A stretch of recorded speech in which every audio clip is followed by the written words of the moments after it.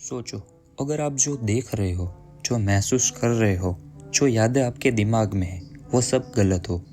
अगर एक मिरर आपको रियलिटी दिखाई नहीं रहा हो, बल्कि आपकी रियलिटी ही लिख रहा हो। आज की कहानी एक हॉन्टेड हाउस की नहीं है, ये कहानी है दिमाग के टूटने की। This is Oculus. हमारी स्टोरी शुरू होती है एक मेंटल हॉस्पिटल से, जहाँ टीम वहाँ पेशेंट होता है, लेकिन उसके हालात देखकर उसे जल्दी डिस्चार्ज करने का डिसाइड करते हैं। अगले सीन में एक नीलामी घर दिखाया देता है, जहाँ टीम की बहन केली भी वहाँ पर होती है। और फिर एक शीशे की नीलामी शुरू होती है, और वहाँ पर डॉक्टर टीम को ये बताते कि आज उसको उसकी बहन लेने आने वाली है।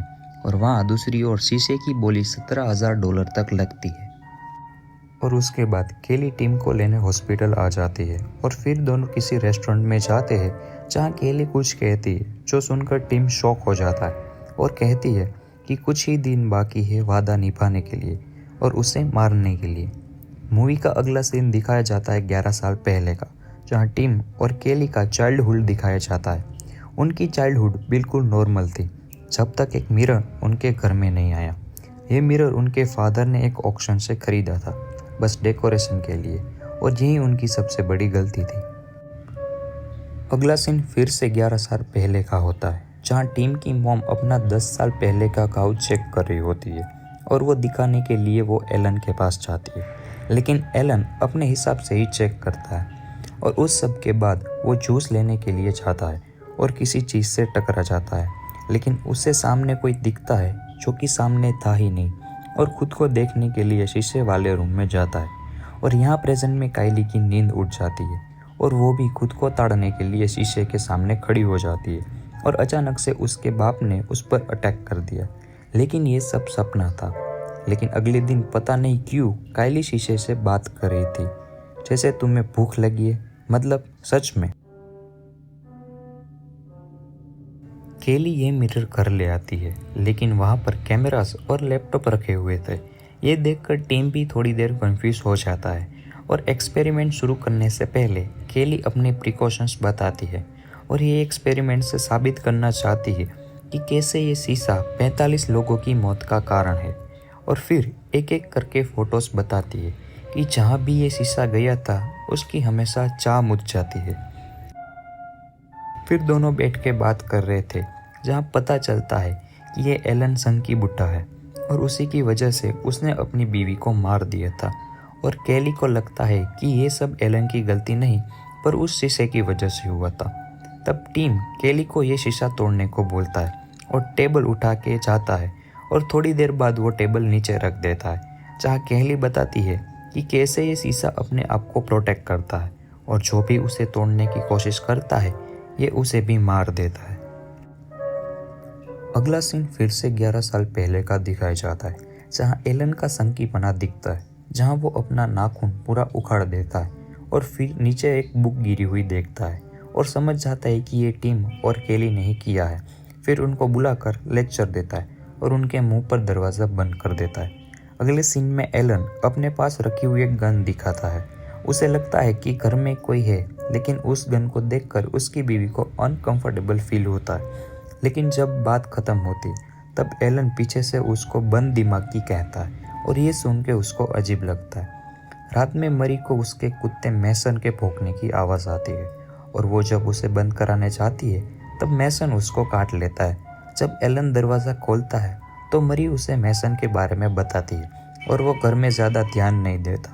वो सब बात में वो लड़ने लगते हैं, और शोर सुनकर केली की नींद उड़ जाती है।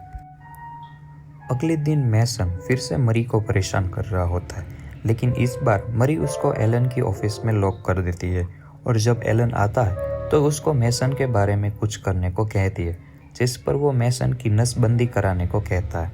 कमिंग बैक टू प्रेजेंट, केली को लगता है कि मैसन उस शीशे की वजह से बीमार पड़ा था, लेकिन टीम एक्सप्लेन करता है कि मैसन को बीमारी थी, और उसके मुतने की वजह से पौधे भी जल जाते थे।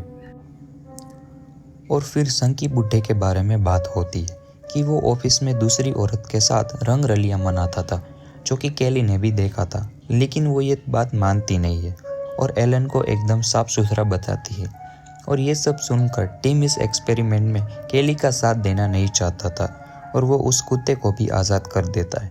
जहाँ केली इस हरकत की वजह से उस पर चिल्लाती है, लेकिन जब केली वो रूम चेक करने जाती है तो हंसते हुए कहती है कि वो मिल गया। और ये देखने टीम वहाँ भी जाता है और देख के शॉक हो जाता है कि कैमरास हिल चुके थे और पौधे भी बिल्कुल जल चुके थे। और आखिर हुआ क्या, ये देखने के लिए केली रिकॉर्डिंग चेक करती है, लेकिन टीम ये सब देखकर पैनिक हो जाता है और बाहर चला जाता है।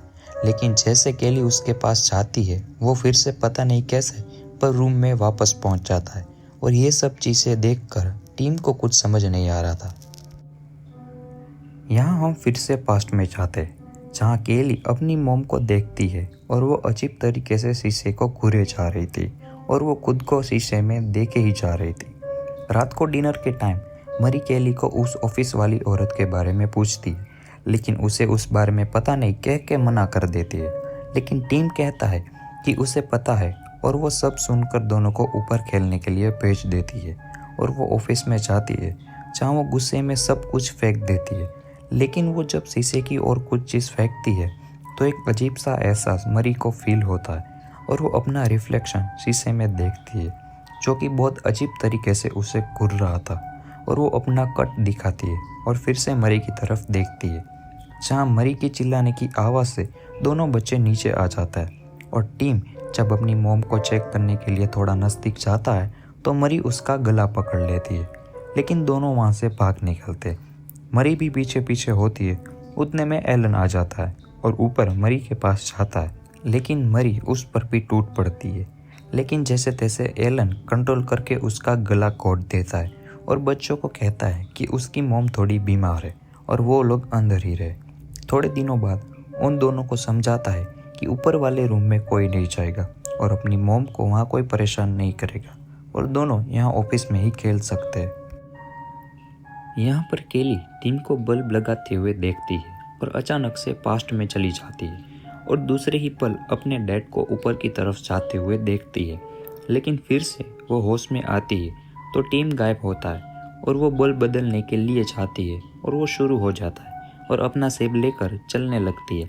तभी कांच के गिरने की आवाज़ आई और देखा तो उसके हाथ में सेब नहीं लेकिन बल्ब था और अपने मुंह में से कांच निकालती है। तभी टीम उसे बुलाता है और सब कुछ नॉर्मल, मतलब केली को ये सब हेलुसिनेशन हो रहे थे। वहाँ पर केली एलन की बात ना मानकर वो अपनी मॉम को चेक करने के लिए ऊपर के रूम में जाती है और रूम में कांच के टुकड़े पड़े हुए देखती है और अचानक मरी उस पर हमला कर देती है, जहाँ पर वो बहुत बुरी हालत में थी और उसको चेन से बांधा हुआ था। और ऊपर जाने के लिए एलन और भी ज़्यादा सुनाता है, लेकिन फिर भी वो जाके डॉक्टर को कॉल लगाती है। लेकिन वहाँ से कोई मदद ना मिलने पर वो अपने नेबर बॉब को बुला के आती है। मतलब ये एलन की किसी भी तरह से फील्डिंग सेट करना चाहती थी।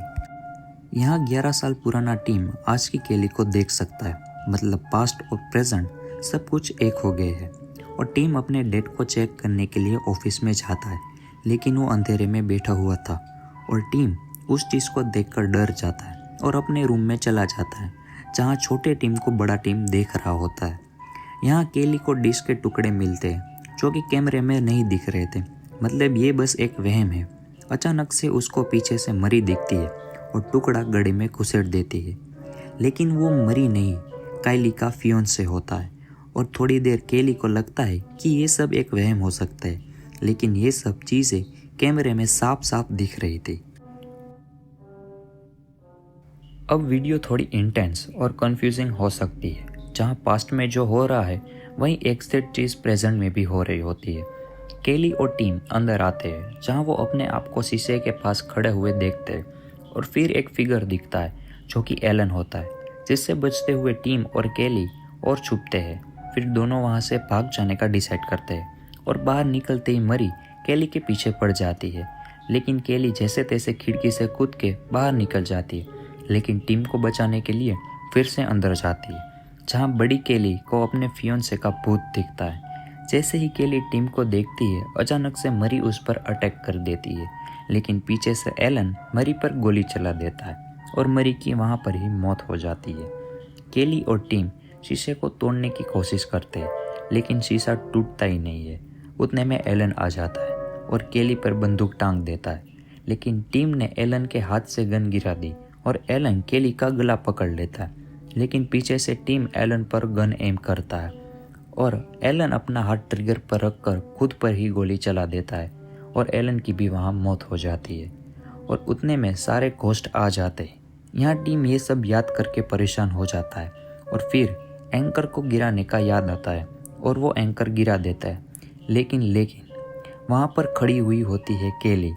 एंकर सीधा उसके माथे पे पीछे लगता है। 11 साल पहले एलन को मारने के लिए टीम को दोषी पाया गया था और आज केली की जान लेने के लिए फिर से उसे दोषी पाया जाता है। मतलब हिस्ट्री रिपीट हो रही है। इस मूवी का रियल विलन शीशा नहीं है, विलन है ट्रॉमा, विलन है ब्रोकन परसेप्शन। आप अपने अतीत से लड़ नहीं सकते जब तक आप उसे पूरी तरह समझ ना लो। अगर आपको कभी लगे कि आप जो देख रहे हो शायद सच नहीं है, तो याद रखना सबसे खतरनाक चीज़ कभी कभी आपका अपना दिमाग होता है।